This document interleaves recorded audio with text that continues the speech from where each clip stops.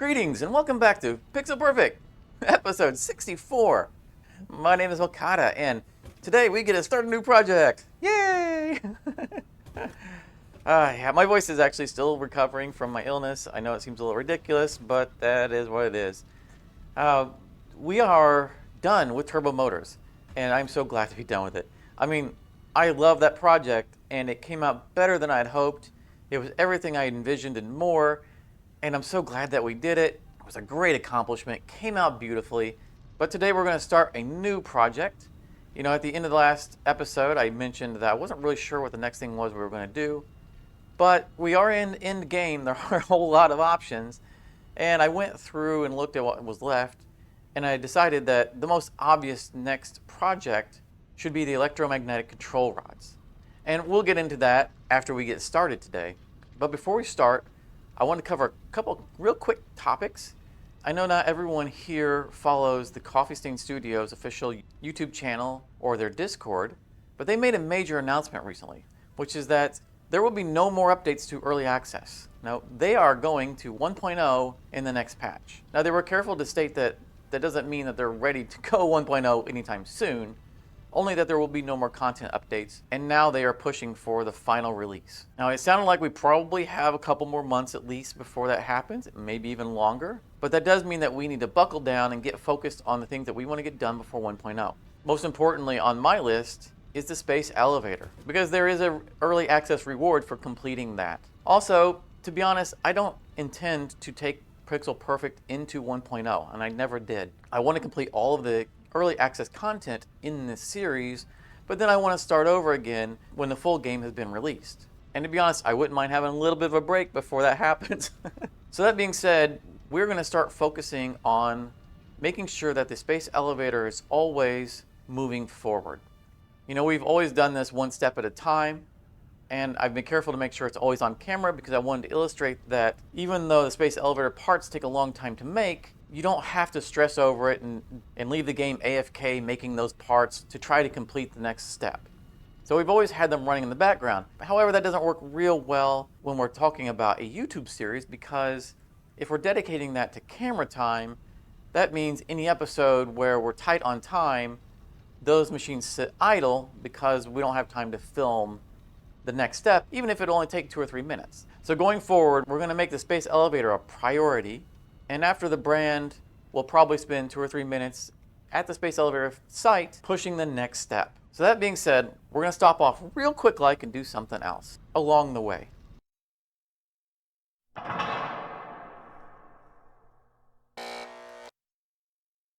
Now, before we get started with everything else, we're going to get shot in the butt. That's rude. We actually need to run around and collect up some of our shards that we had temporarily used in the process of generating the resources for the turbo motor facility. And we talked about this back when we originally started the project, which was that we knew that we were going to have access to Mk3 Miners once we actually had turbo motors, and that we would need to come back and take care of this. And that's why we overclocked them originally. Look at it here. And we need to make sure that we have the right target number, 414. And this will officially be our first Mk3 miner. Woohoo! Okay, I said 414, right? All right. Excellent. Look at that. We got our shards back. Nice. Here, you can have that. I don't need that. And we're going to run around and do this. Now, we don't typically use shards for much other than augmenting our income of rare resources. However, we're going to make an exception today when it comes to the space elevator due to our pressing issue of making sure we beat 1.0. And because I made a strange decision, but we'll go over that once we get there. But let's get some more upgrades real quick. Ooh, 3 shards here, 540. Be healed! Oh, still gonna take a shard. Goodness. All right, well, you know, there's still some shard savings there. I don't want all this. Here you go. You have that back. Thank you. And shamefully, I didn't actually write down any notes when I was doing this the first time on which miners I had to overclock. So I'm going to bounce around and see if I can find any more that had shards in them. All right, these were the copper and iron nodes. Yeah, that's got one, and that has one. Okay. Excellent. Where are we at? 121. What? Oh, I'm missing a miner. Give me a second. All right, what was that number again? 121. Be upgraded. Thank you. And, yep, got one there. 294.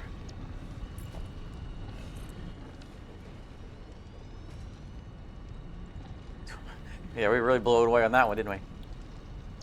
Back up to 12 shards. Nice. All right. That's probably the last of the things that we had to overclock for turbo motors. But I'll take a look at the spreadsheet real quick like. Otherwise, I will meet you guys at a space elevator manufacturing. All right, we are back at the space elevator manufacturing area. This hopefully will not take very long. But I wanted to kind of explain why it was that we needed to collect up all those shards. Yeah, you know, sometimes I make these decisions way in advance. You know, I have a spreadsheet, of course, and you know, I try to math everything out that I can. And at some point in the process of calculating what we're going to need to do for this next step, I made a decision, probably based on efficiency, I'm not really sure, for the versatile frameworks. Let's take a look here. Versatile framework. See, we have this very efficient recipe, which actually is the first time we've used an alternate, I think, for a space elevator part. And then we have the regular one. And, well, honestly, we have the materials to do either one of these on the scale that needs to be done. And for some reason, I decided to use this recipe. Again, probably due to efficiency. However, these were required to manufacture. And here we only have 4 manufacturers versus this gigantic array of assemblers that we could have used. So while this is more efficient, it is going to be slower. And I'm going to go against our normal philosophy of just letting things go on their normal way to illustrate that we have enough time for it. And we're going to overclock these because we know 1.0 is coming up, and because we've lost more time to these sitting idle due to not having time to include them in episodes, that if they had been running, they would have been done by now anyway without overclocking. So, all of that it said, we're going to overclock these. And that's why we really needed to go and reclaim all of those shards.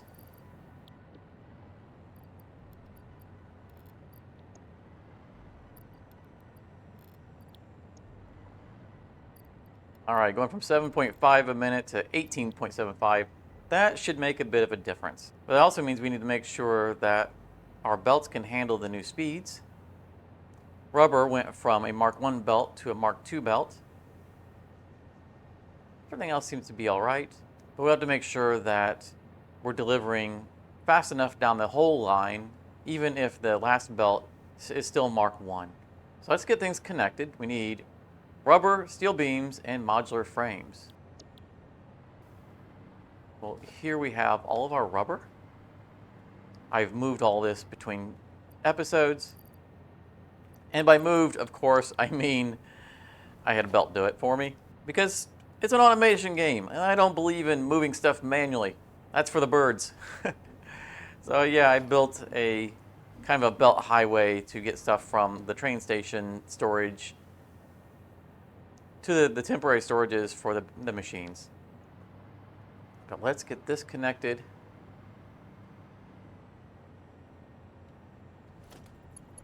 I will come back and make sure that the speeds are right. 3. Based on our new speeds. But for now, I just want to get these plugged in and moving. So that would be our rubber. And I believe our other 2 products are over here. Yeah, those are our modular frames, and those are our steel beams. So you can see I brought them all in, and even used a smart splitter just to not have to come back. And they load to the top, and then they trickle all the way down. Which means we just do this, and do a little bit of that. Okay, yes, yes, yes, I know.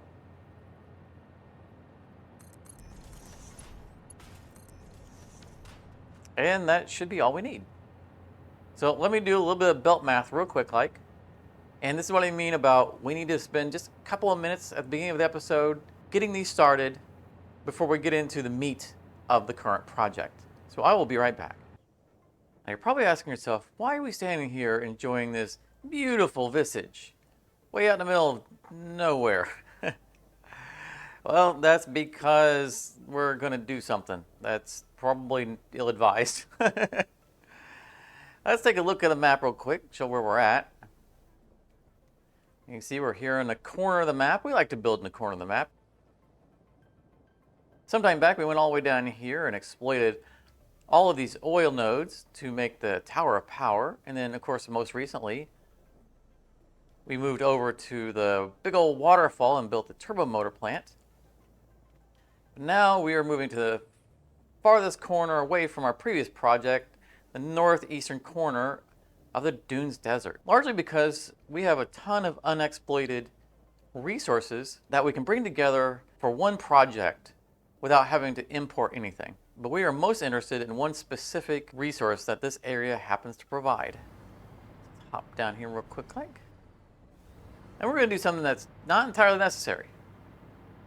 Mostly because we can, and it's going to be a pain. But we like to do fun stuff and challenge ourselves as we go. So this is what's brought us to the region. This pure Caterium ore node. And that's not entirely true. It's both this node and all this coal that we are not exploiting for anything else. These are the two things we needed, and this was a good convergence point for us to come to. Now, I haven't fully mapped out all of the nodes that we're going to need, but I know that the Dunes Desert is plentiful in the basic nodes, so I'm not going to worry about things like copper or iron. No, here we are interested in the Caterium node and the coal nodes. And this node specifically is going to drive all the ridiculousness that we're about to do. So to illustrate the scale of the project that's ahead of us, we need to start by freeing up this node. Fortunately, I came prepared.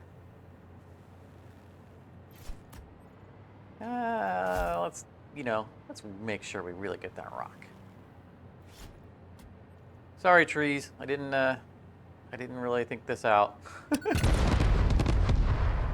All right, collateral damage. But let's start with some math. Going to our production tab. Our nice shiny new Mk3 Miners. Plop this baby down here. We'll end up turning it later. I'm not worried about that. What I'm here for is the math. You see, on a pure node, Mk3 Miner defaults a whole whopping 480, but we can add some little overclock love and bring this way, way up over the max belt capacity. Because since we can only attach one belt to the output, the Mark V belt goes 780. 780 is the most we can get out of this node. Now, Coffee Stain has time and time again acknowledged that this is a limitation that they intend to get around, but as we mentioned earlier, no more updates until 1.0. So this is our theoretical limiter that's going to generate the math for creating our electromagnetic control rods. And a lot of math it is. I will bring up the spreadsheet in a moment. First, I want to show you the path that we're going to take. And hopefully I have the materials I need on me for the machinery. Grab ourselves an assembler. And a refinery.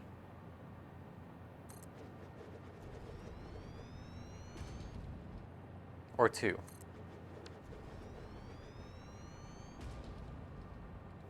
So what are we going to do with this Caterium?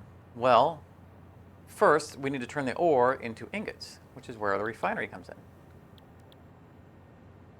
This is our best ore to ingot recipe that we have.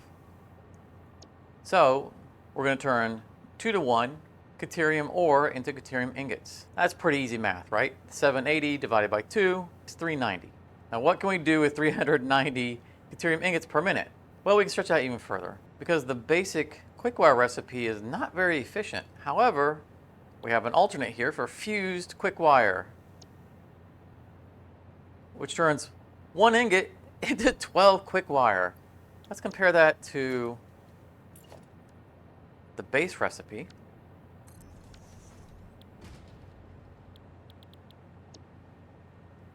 Where it's only 1-to-5. We're getting over double the output. Now you might have noticed that's going to require a lot of copper ingots. 5 copper ingots to every 1 Caterium ingot, which is where the other refinery is going to come into play, our pure copper ingots, where we can turn copper ore into copper ingots. Now that's all well and good, but the math is really aggressive. So let's take a very quick look at the spreadsheet. All right, I'll try to limit our time on this screen. I just want to highlight a few numbers. With the quickwire assembly recipe, we will produce 4,680 quickwire per minute, which is frankly insane. And that's going to feed the numbers for everything else. Now we will be using quickwire in more than one place in the recipe, so we'll go over the recipes later. So that output is going to be split between 2 separate products, stators and AI limiters, which we're going to need for our electromagnetic control rod recipe. Now we do have an alternate for electromagnetic control rods, but it requires circuit boards, and to be honest, I'm tired of making circuit boards. And this will do fine, because this is going to give us roughly 150 electromagnetic control rods per minute, which I'm sure is way more than we're going to need. But looking back at the copper, you can see we're going to need a lot of copper ingots, almost 2,700 of them, because not only do we need the copper ingots to make the Caterium, but we're also going to need copper sheeting as part of the AI limiter recipe. So if we look at the breakdown of the machines, we're going to need about 113 assemblers,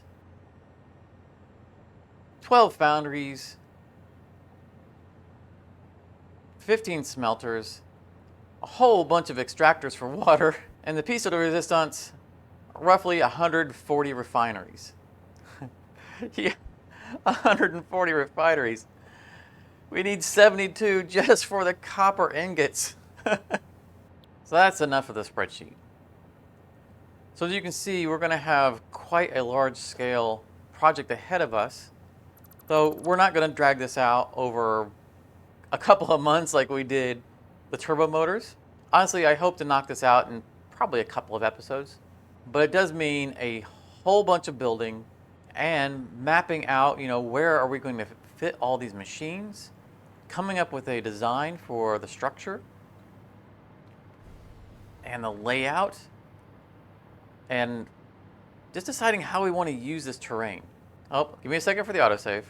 Now, I do not have a design in mind, though I do have some thoughts. And initially, I kind of want to do some kind of sprawling outpost rather than a tall building. Now, there might be a building involved in it, but we have a lot of open space.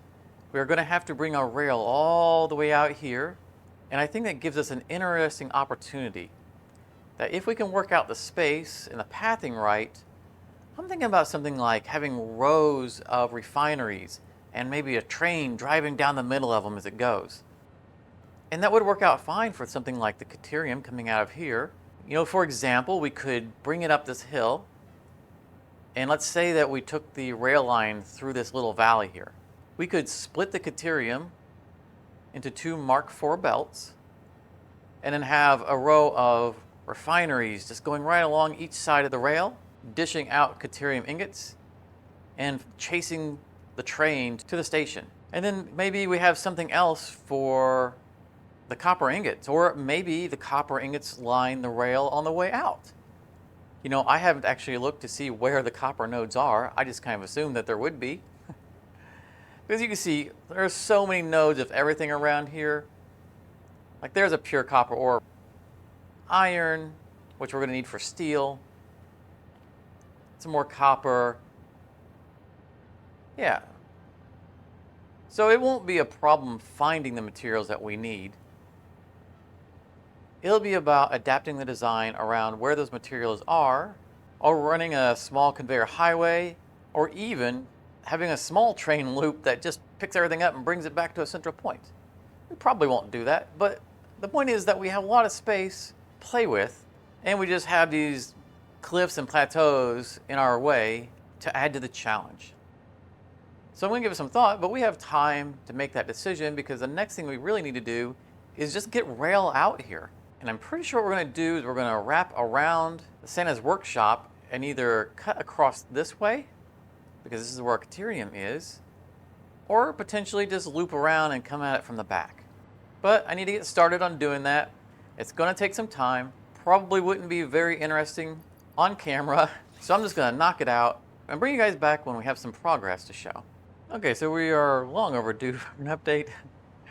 And I mean long overdue because I've been at this for a few hours. Now, in fairness, I've been, chatting in Discord with, our fellow engineers and helping people out and whatnot. So a little bit distracted as I've gone along, but I've made good progress, and I think that I'm happy with this. I'm happy with the path it has taken, and in the previous clip, I mentioned the idea of having the trains run through the middle of all the refineries, and I did a little math on just kind of the size that would take to pull that off, and we have a minimum of 10 wide in order to do that. And I was able to kind of sardine this in a little bit here to where you can see that's going to just barely miss the I don't know what these are, ribs. And we take it over here, it's just going to barely miss that one. So we're able to squeeze through here just barely. Now, I don't know what that's going to mean for the rest of the build, but at least for the Caterium processing into ingots, this is something that we can do, and we can have them lined up in here to where we're riding the train. We can see the ingots start to pile up because they would start here, and we would have the belt run parallel with the rails, and as each machine completes its production, we would see more and more ingots get added to the existing line. So as we ride down, we should see them kind of stack up, and I think that would be pretty cool. So we need to do a little bit of math here. We're going to go to our blueprints. We don't use these a whole. I mean, it's really good. This is a fantastic system. We don't use it a whole lot, but that's just us, because we've done things for such a long time that we kind of have our own way of doing stuff. However, refineries are like the golden opportunity for the use of this system, mostly because we are so OCD about the way we do our pipes. We can have pre-measured pipes. So I'm going to lock it into place. Make sure it's centered. Oh, look at that. Centered right off the bat. See, this is why I don't use blueprints too much, is because I just, you do it enough and you just nail it right first try, which is super nice. And I think what we're going to do is like I said, we're going to have the input on this side and the output along here, and we'll have it all going that way so that we can see it adding up as we ride along. Let's go ahead and build that. This is going to give us, the math again on how far we need to go.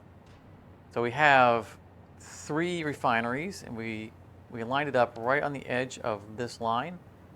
So the 3 refineries are taking up 1, 2, 3 and a half, about 3.5. Yeah, almost right on the dot, right? 3.5 foundations. So if we break that down, we're going to say it takes a little less than 1 1/3 of a block for a refinery, and that'll give us some wiggle room. But we need 33 of these. Let's say 15 on each side. We'll worry about the last 30. That'll make this math a little easier. 15 on each side at 1.3 blocks a piece. That puts us at about 20 blocks, right? 20 foundations. We know that it's probably going to be actually a little bit less, but we're going to have an extra foundation hanging over on the side, And this is just a good, quick way of giving us an idea of what to aim for, to see whether or not we have enough space. We have 1, 2, 3, 4, 5, 6. Let's say 5 because we're going to have this leftover right here. So we need 15 more. Scroll out to 15. There we go. Super easy. And let's fall out this guy. And if we go over first and then scroll out, we can do the whole brick. And that says 3 by 14. We need one more, 3 by 15. It might be a little hard for you to see because it's orange on yellow. But that would be our target distance to pull off the Caterium. And we're not going to put all these down right now because, well, there's no way we have that material on us. You know, there is an important step that we have yet to tackle, which is the gathering of all the materials we're going to need. Oh, we are out of concrete. Oh well, good enough. As I was saying, we complete blueprints as one whole thing. That's awesome. We'll leave that there. And let's ourselves a little train to ride back. But anyway, you know, we need to build up our list on the right side of the screen, the little to-do list of all the machines that we're going to need. And that'll let us know what all the materials are. You know, we've done this in previous projects. I think it's a great system to go through. And we can go back home. Oh, that looked like it had a wave in it.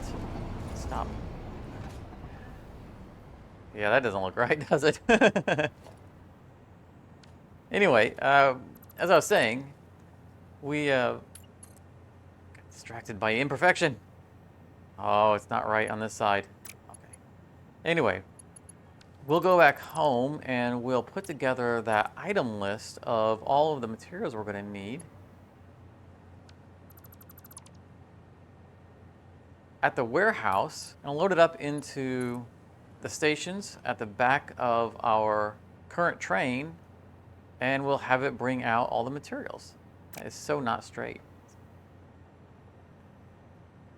So I'm going to put this right on the halfway mark, just like that.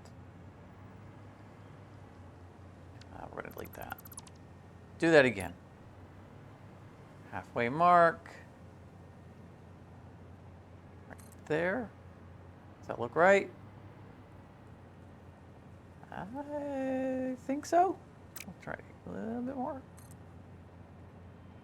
Yeah, I think that's right. These little diagonal turns are always a real bear. Okay, that's going to end right there.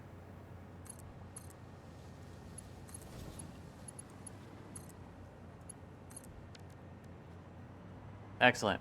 That should take care of the line. Yeah, there we go. Nice and straight.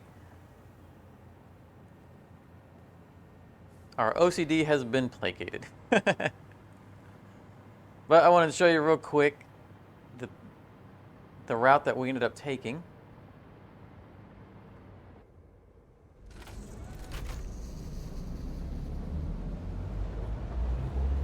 Kind of around and actually a little bit under Santa's workshop.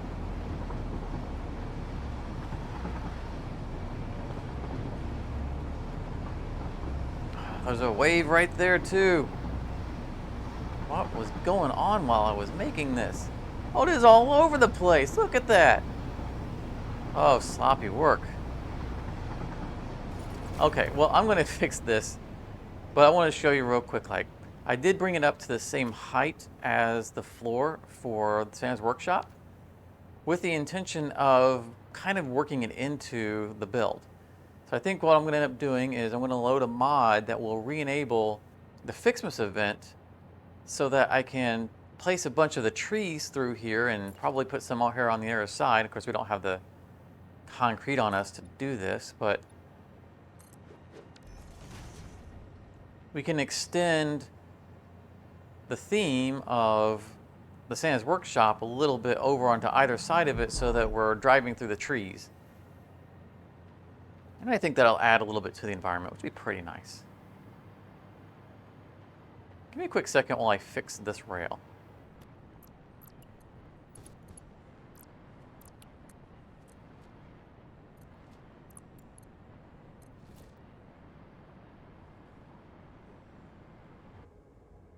All right, hopefully that'll be the last surprise.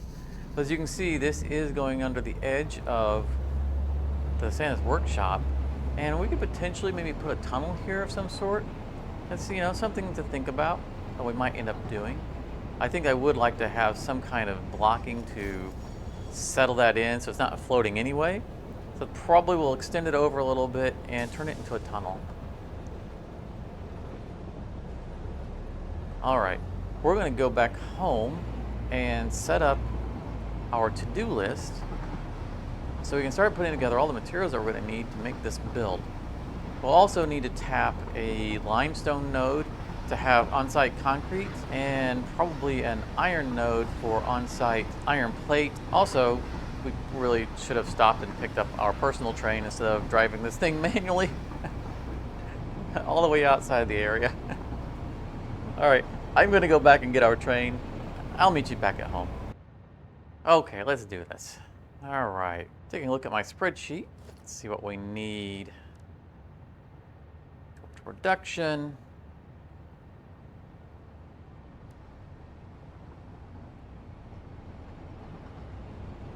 We need roughly 113 assemblers. We can shift click that a bunch of times.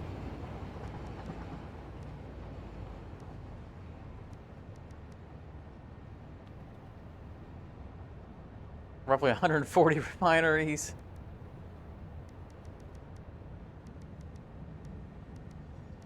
Nice round number. 12 foundries.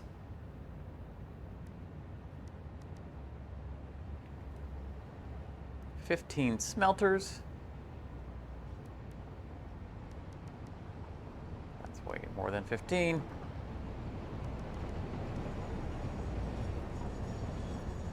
And 19 extractors.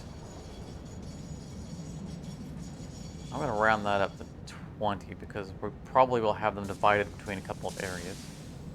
I think tentatively that's everything we need, you know, barring other small stuff like Mk3 Miners and of course basic building materials which we'll produce on site. So let's make sure these are empty. Yep. Yep. Obviously that's empty. And we just need to feed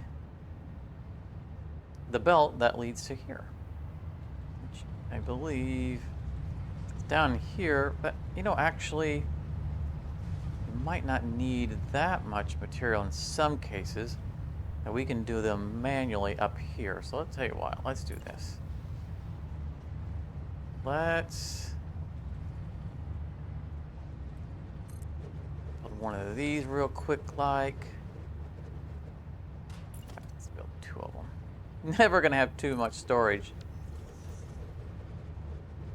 Got ourselves some nice conveyor lifts here. And then we're just gonna empty our inventory. Everything.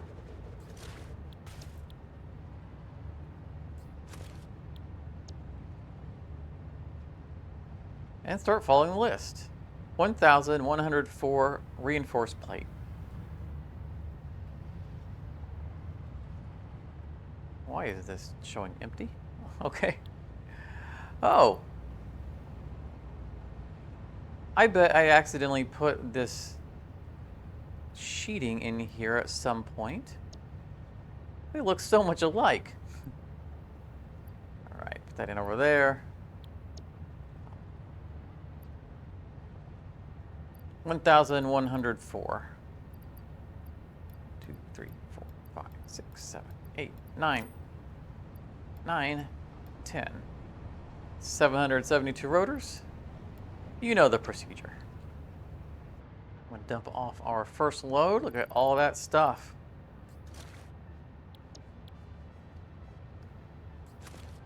Nice. That'll get loading up on the train. And I was looking through our list of materials that we need. Only the remaining things that we want to get are the steel pipe, copper sheeting, and copper wire. That's because everything else are things like concrete and iron rods which we're going to be manufacturing on site anyway. So I'm not going to worry about them. I mean, 75, 240, that's trivial. It's this 4,200 steel pipe that's going to be a little bit demanding on our current supplies, so we might actually need to come back later and get some more. Nope, apparently not. These stack in 200s, so we can get all we need in one shot. And that is everything. Nice, nice. I feel like we don't have something running at Mark 5.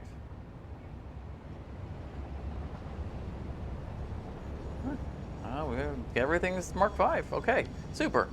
Okay, so we're not going to worry about waiting for this to finish because we're not ready to do the build itself anyway. We still have a lot of track to lay out, a lot of foundation, and a lot of mapping out how exactly do we want all this to go. However, all that's going to have to wait for next episode. Sorry for that little quick misdirect there, but these take so long. I don't typically record them all in one session. And I took the time to do some editing to get an idea for how much time we had left and saw that we were really pushing it. And I decided, well, that's really a good break point anyway. With all of our materials now collected that we're going to need for the job and the job site selected and the rail already run out to there. That means next episode we can leap right into placing down some machines, getting our layout worked out, and making some serious progress. And, of course, addressing the space elevator, because, as I said, we're going to start doing that probably at the beginning of every episode, just for a couple of minutes to stop in and make sure things are running. And I promise we're not going to turn this into another mega mini-series like we did Turbo Motors, which I do not regret, because it came out wonderful, but this isn't going to be nearly as complex of a project, even if it is comparable on scale. So, probably a couple more episodes and we should be done with electromagnetic control rods. However, the only way you can find out is by coming back. So be sure to leave a like if you enjoyed this video. Stop by the comment section and say hi, or thanks for all the hard work I put into this, or mock me for my OCD. I'd just love to hear from you guys. So I hope to see you in the next episode, and thank you so very much for coming out and sharing your time with me. If you enjoyed this, you may want to check out one of these other videos, and thank you very much for your time.